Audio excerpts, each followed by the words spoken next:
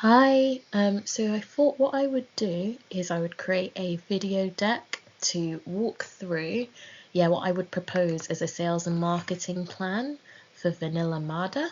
I don't know if I'm saying that correctly, but anyway, what I'll cover is the objective. So, sort of the aims that you mentioned to me, some of the channels that I mentioned, and the benefits of them, and then how that could form a plan for you and for your business essentially. So I'll just continue. So the objectives that I sort of came up with based on our conversation, loosely, and these are maybe starter objectives, and are not really hard metrics, but essentially to take advantage of digital. So we talked a bit about the website, exploring new capabilities in order to grow the brand presence, and then ultimately market share. And then I know you mentioned around sales and how you sort of locally find clients as well. But essentially that is one of the objectives you've got, and you've got lots of tools digitally to do that, so I'll walk through those. A bit of a review of the current website and any opportunities that could garner further growth, drive more traffic, and just generally help to get more visibility. And then exploring things like influencer marketing, paid Google Ads or PPC, and then ECRM. So first I thought I'd start off with just like identifying the different marketing channels. So I know you've already mentioned website, obviously there's word of mouth, and then I think going on your website you have Facebook and Instagram as well. On top of that, I think the ones I think will be relevant for you I've bolded out, but it would be social media, word of mouth, emails, website, influencers, and like paid search / social.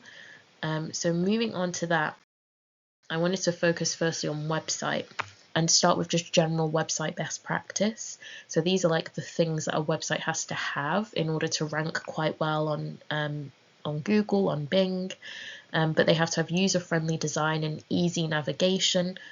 So to the right is a website that I actually created for a small business.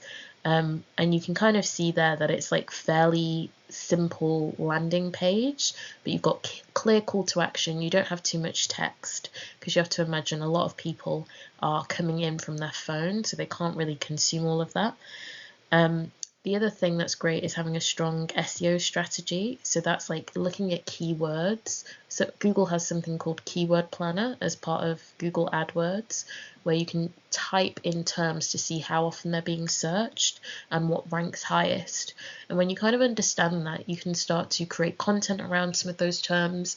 You can include those keywords on your website, just to get more traction for the category that you're in or the industry that you're in when people are searching. Things like site speed obviously like affect Google rankings. Also having a great website that has strong branding, so like consistent imagery, high resolution images, sort of clear brand messages. Also having dynamic content and different site elements. So like on this particular website to the side, you can see how as you scroll down, some of the boxes move from left to right. So to be honest, this is quite a static website. I built it off Wix.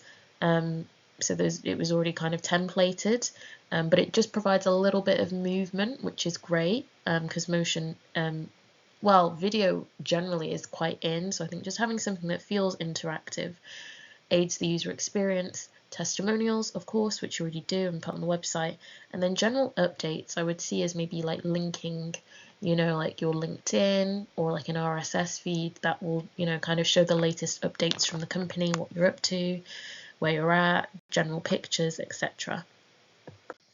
So looking at your website, these are the recommendations I had. So definitely there's room for SEO and developing like backlinking. So that's just embedding links between pages on the website is quite strong.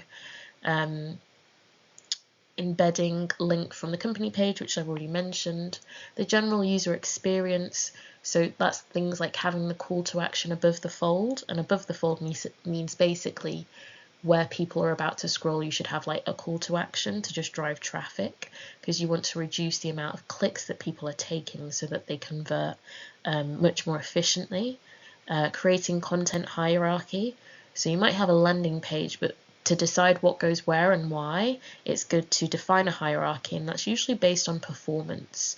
So you might not put everything on the first page. You might, put some of that like further within the site itself. You might have category pages, but it's just about establishing what goes where and why. Making content more dynamic. So I'm not sure what the website is built from, like what the whether it's like a WordPress or what, but it's just looking to see if there's any room out of the box, in the box, as far as the software you've got, to see if you can create more dynamic content with it. And then just researching whether there is a possibility to have a link between the data that you have, like clients, and the website, or a link back to the data you have. So if someone visits your website, they can fill in a registration form and you can collect their details through a CRM system. And then general branding, so like refreshing the branding to like have that consistency, and like utilizing digital touch points. I've put maybe a bit of a refresh to the logo, because the logo on the website actually, it's not very clear, I don't think, or it could be higher resolution maybe. And then I think it's got the website on it, which, because it's already on the website, you don't need that. But essentially you could put something like a tagline on there instead. So it's just like slight updates, minor changes really, to make sure that you're maximizing it. And then just updating content so that the images are high resolution, and like maybe some brand guidelines, set of principles that will make your brand stand out. In terms of social and ad recommendations, I've recommended that you create a company page on LinkedIn and just fill in the basic info, because that can just sit there statically. And so when people come to the website, they can also at least see, okay, these guys are on LinkedIn, this is what they're doing. And obviously LinkedIn is very B2B, which is kind of where your business sits. There's something called Sales Navigator, which is a paid tool by LinkedIn, but it's like brilliant at finding leads and qualified leads, and usually the quality is very good on LinkedIn. So you can use that to maybe complement some of the work that you're already doing as far as sales anyway. And then of course you could do Google PPC to drive traffic and conversions. So there's kind of like a lot you can do, really. Again, now just moving on, you've got email, newsletter. So we already talked about this, but there's different providers that you can use. MailChimp, there's something called Sender, which is a bit more automated than MailChimp. And then there's another one called Constant Contact. But they've all got their features and benefits. But I think having, a regular cadence of emails or newsletters that go out to customers that you have, or maybe customers that sign up. You might have welcome emails, oh, welcome, and then you might have an email 6 weeks down the line, and all that forms like a journey. And when that can be automated, it's really efficient. You don't have to do anything once it's set up. So I think that could really benefit you and your customers. So I've put a roadmap together because all of those things sound great, but what's really possible and in what time frame? So these times are not like specific that you have to stick to. It's kind of more like the order of things. So I would start with the low-hanging fruit, which is creating a company page.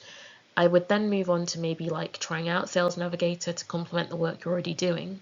And then for the website stuff I was talking about, branding, SEO, and updating the UX, which is the user experience, I would do all of those at once because they kind of all fall hand in hand. Like you kind of need all of those elements to really build a website. So I would do all of those at once. Obviously, it won't last a month. It might go over, or it most likely will, but I would try and do them all together. And then I think much later down the line, when you've got some of these like foundational elements set up, that's when you can start doing things like PPC, working with influencers to promote content. And I think that is all of the slides. So it'd be good to hear your thoughts and see if any of that resonates, or it would, you'd be interested in doing it. And then, I don't know, we could have a Teams call on potential next steps.